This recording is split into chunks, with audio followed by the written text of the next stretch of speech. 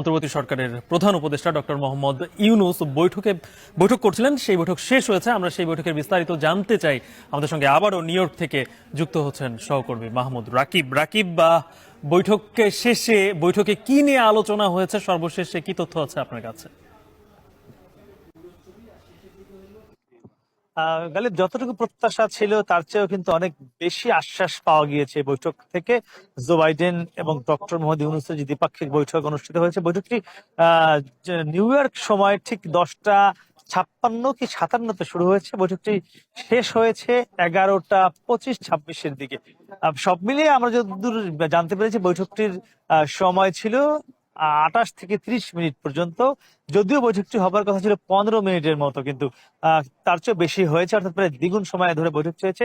এখানে Joe Biden doctor Mohammad ইউনূসকে খুব স্পষ্ট করেই বলেছেন বৈঠকে যে অন্তর্বর্তীকালীন যে সরকার এই মুহূর্তে বাংলাদেশে রয়েছে তাদেরকে যুক্তরাষ্ট্র সরকার বা মার্কিন যুক্তরাষ্ট্র বলেছে ফুল সাপোর্ট, এই শব্দটি ব্যবহার করা হয়েছে, মানে পূর্ণ সহযোগিতার সব ধরনের আশ্বাস দিয়েছে। এটি কিন্তু বর্তমান যে অন্তর্বর্তীকালীন সরকার তাদের অনেক বেশি প্রত্যাশার ছিল, এমনকি বাংলাদেশের প্রত্যাশা ছিল। কারণ বাংলাদেশ ঠিক এই মুহূর্তে এমন একটি পরিস্থিতির মধ্যে রয়েছে, অনেক কিছুই এলোমেলো, সেটি হোক অর্থনৈতিক ভাবে, হোক ব্যাংকিং খাত, হোক রাজনৈতিক ভাবে, তো সবকিছু মিলিয়ে এবং বলা হচ্ছে বাংলাদেশকে রিবিল্ড শব্দটা ব্যবহার করা হয়েছে। অর্থাৎ বাংলাদেশকে নতুন করে গঠন করবার জন্য যা যা সহযোগিতা দরকার তার সব সহযোগিতা মার্কিন যুক্তরাষ্ট্র করবে বলে খুব স্পষ্ট ভাবেই জো বাইডেন তাদের এই দ্বিপাক্ষিক বৈঠকে বলেছেন। এবং তিনি যে ছাত্র জনতার যে গণ অভ্যুত্থান হয়েছে, গণ অভ্যুত্থানে যারা হতাহত হয়েছেন, যারা নিহত হয়েছেন, যারা আহত হয়ে চিকিৎসা করছেন, বিভিন্ন জায়গায় আছেন, তার খোঁজ খবর নিয়েছেন। এবং তিনি কিন্তু সেই বৈঠকে ডক্টর মোহাম্মদ ইউনূসের কাছে শোক প্রকাশ করেছেন এই ছাত্রদের গণ অভ্যুত্থানের ব্যাপারে এবং যারা আহত নিহত হয়েছে তাদের ব্যাপারে। এবং সেখানে doctor Mohammad Yunus Joe Biden একটি বই উপহার দিয়েছেন, যে বইটি মূলত গণ অভ্যুত্থানের পরে বা গণ অভ্যুত্থান চলাকালীন সময় দেশের বিভিন্ন জায়গায় যে দেয়াল লিখনগুলো হয়েছিল কর্তৃত্ববাদী সরকারের সাবেক প্রধানমন্ত্রী শেখ হাসিনাকে নিয়ে, আওয়ামী লীগের দুঃশাসন নিয়ে, দুর্নীতি নিয়ে, জুলুম নিপীড়ন নিয়ে যে দেয়াল লিখনগুলো হয়েছিল পুরো দেশ জুড়ে, এবং শেখ হাসিনা বাংলাদেশ থেকে পদত্যাগ করে পালিয়ে যাবার পর তাকে নিয়ে যে দেয়াল লিখনগুলো হয়েছিল সেগুলোকে নিয়ে একটি বই করা হয়েছে। সেই বইটি জো বাইডেনকে উপহার হিসেবে দিয়েছেন ডক্টর মোহাম্মদ ইউনূস। এবং তিনি কিন্তু আমাদের যে প্রেস উইং বলেছে যে বইটি ডক্টর মোহাম্মদ ইউনূসের সামনেই তিনি খুলে খুলে দেখেছেন।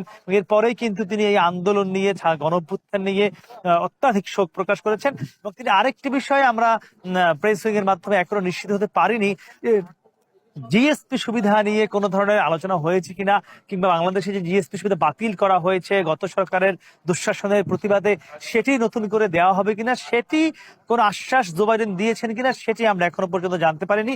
এর পাশাপাশি আরো একটি বিষয় জো বাইডেন এই বৈঠকে নিশ্চিত করেছেন, যে অর্থনৈতিক ভাবে এবং নতুন নতুন বিনিয়োগ কিভাবে বাংলাদেশে বাড়ানো যায়, আর্থিকভাবে যারা ধনী দেশগুলো রয়েছে তারা কিভাবে নতুন করে বাংলাদেশে বিনিয়োগ করবে, এটিও তিনি বলেছেন। তিনি এই বিষয়টি বিশ্ব নেতাদের সামনে তুলে ধরবেন এবং যারা বিশ্বের বড় বড় ব্যবসায়ী রয়েছেন, বড় বড় ব্যবসায়িক দেশ রয়েছেন, সেসব জায়গায় তো জো বাইডেন যাতে নতুন করে বাংলাদেশে এইসব ব্যবসায়ীরা বিনিয়োগ করে সে বিষয়টিও তিনি দেখবেন। এবং আমরা যে ছবিগুলো দেখেছি সেই বৈঠকের, সেই ছবিগুলো কিন্তু খুব হৃদ্যতাপূর্ণ ছিল। আমরা দেখেছি ডক্টর মোহাম্মদ ইউনূসকে জো বাইডেন একদম কিন্তু জড়িয়ে ধরেছেন। তাদের মধ্যে যে একটি দীর্ঘদিনের সম্পর্ক সেটি কিন্তু খুব স্পষ্টভাবেই এই ছবিগুলোতে প্রমাণ বা উঠে এসেছে। অর্থাৎ শুধু যে মাত্র বাংলাদেশের অন্তর্বর্তীকালীন সরকার হিসেবেই নয়, জো বাইডেনের সঙ্গে ডক্টর মোহাম্মদ ইউনূসের যে একটি দীর্ঘদিনের আলাপ, দীর্ঘদিনের পরিচয়, সেটিও কিন্তু এইসব ছবিতে ফুটে উঠেছে। তো সব মিলিয়ে বলাই যায় যে 16 কোটি মানুষের, বাংলাদেশের মানুষের যে দীর্ঘ প্রত্যাশা ছিল বৈঠকটি নিয়ে, সেটি কিন্তু পূরণ হতে চলেছে জো বাইডেনের পূর্ণ সহযোগিতা করার আশ্বাসের মাধ্যমে। তো এখন আজকে আরো বেশ কয়েকটি সেশন রয়েছে। আজকে ইতালির প্রধানমন্ত্রীর সঙ্গে বৈঠক রয়েছে, কিছুক্ষণ পরেই IMF এর ব্যবস্থাপনা পরিচালক তার সঙ্গে বৈঠক রয়েছে। আজকে বিকেলে বাংলাদেশের জাতিসংঘ সদস্যভুক্ত হওয়ার 50 বছর পূর্তি উপলক্ষে একটি রিসিপশন রয়েছে। তো সব মিলিয়ে কিন্তু বাংলাদেশ সরকারের প্রধান বেশ ব্যস্ত সময় পার করছেন, সারাদিন এটি চলবে। তো আমার কাছে এই ছিল সবশেষ। গালিব।